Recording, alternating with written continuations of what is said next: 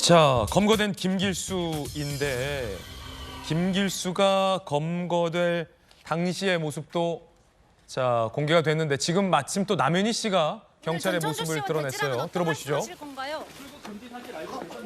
전청조가 학부모들한테 접근한 거 알고 계셨나요? 본인을 고소한 학부모에게 한마디 해주세요. 김민석 강서구 의원 추가 고발에 대해 하실 말씀 있으신가요? 자, 묻고 싶은 게 많은데 남현희 씨가 그냥 쑥 답변 없이 들어갔습니다.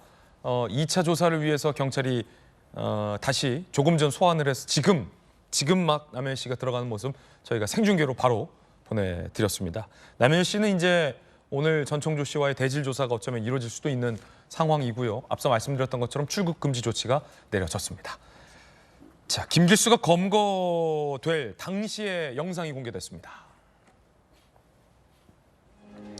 검은색 우산을 들고 공중전화 부스에 나타난 남성 김길수입니다.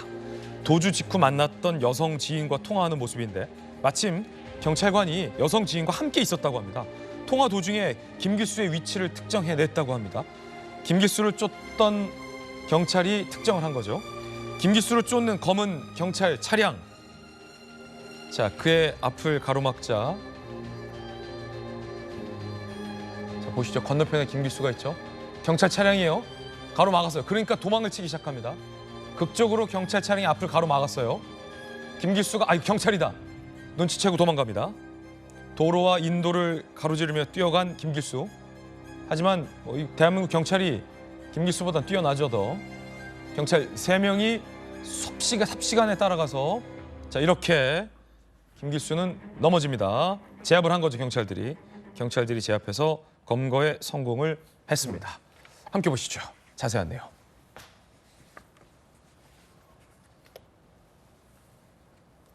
환복 및 마스크 우산으로 얼굴을 가린 상태였고 의정부 경찰서 소속의 강력팀장 A씨, 김길수의 신발을 알아봤다고 합니다. 그러니까 경찰들은 이런 아주 동물적인 그런 감각이 있어요. 얼굴과 마스크를 가렸지만 야, 저 신발 김길수다. 걸음걸이와 신발이 똑같았다. 그래서 순식간에 이 검은색 차량이거든요. 경찰 차량이 아니라 앞을 가로막고 쫓아가서 검거했다라고 밝혔습니다. 36년차 베테랑 형사의 눈썰미였다라고 합니다. 정익준 변호사님. 네네.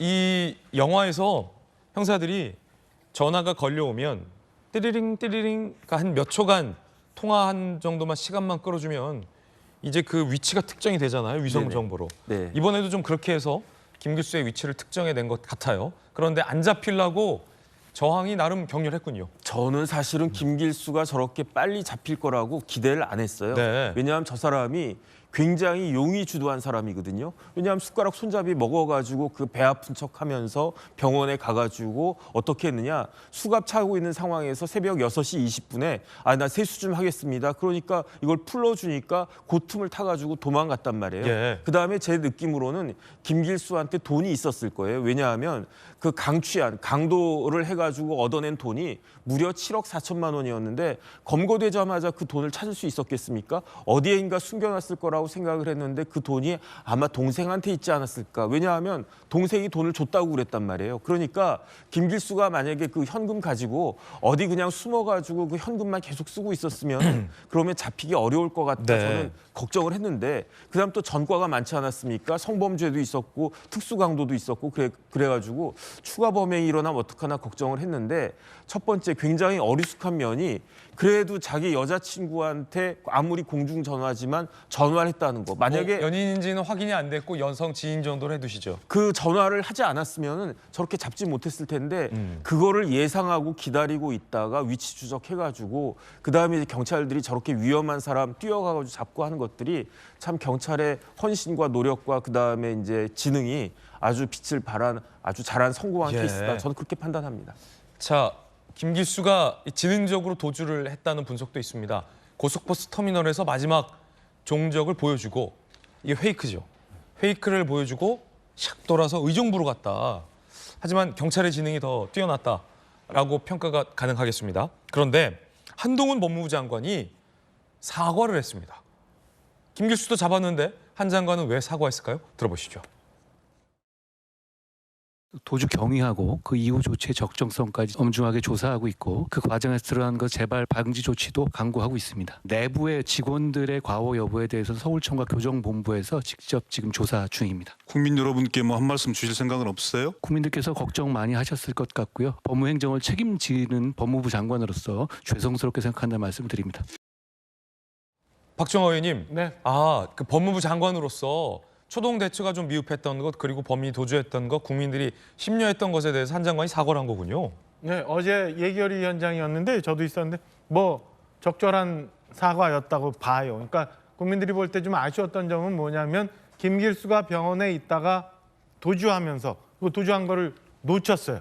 그리고 아무래도 뭐 병원에 있었고 성인이긴 하지만 두 사람 정도 있었다는데 그거를 잡지 못했을까라는 점 하나. 두 번째는 도주가 확인 내지 확정이 되고 난 이후에 한 1시간 정도 경찰에 빨리 전화 연락을 안 해서 공조 수사를 안 했다는 거 아니에요. 네. 그러니까 그동안 자체적으로 뭘 해결을 해보려고 했던 건지 아닌지는 잘 모르겠습니다만 어쨌든 그 도주하는 과정에 있어서 이 교정 당국에서는 무언가 저는 실수가 분명히 있었고 이거는 앞으로도 없어야 될 일이고 제대로 감찰해서 정리하되 법무장관으로서 사과하는 거는 필요했다라고 생각합니다. 예.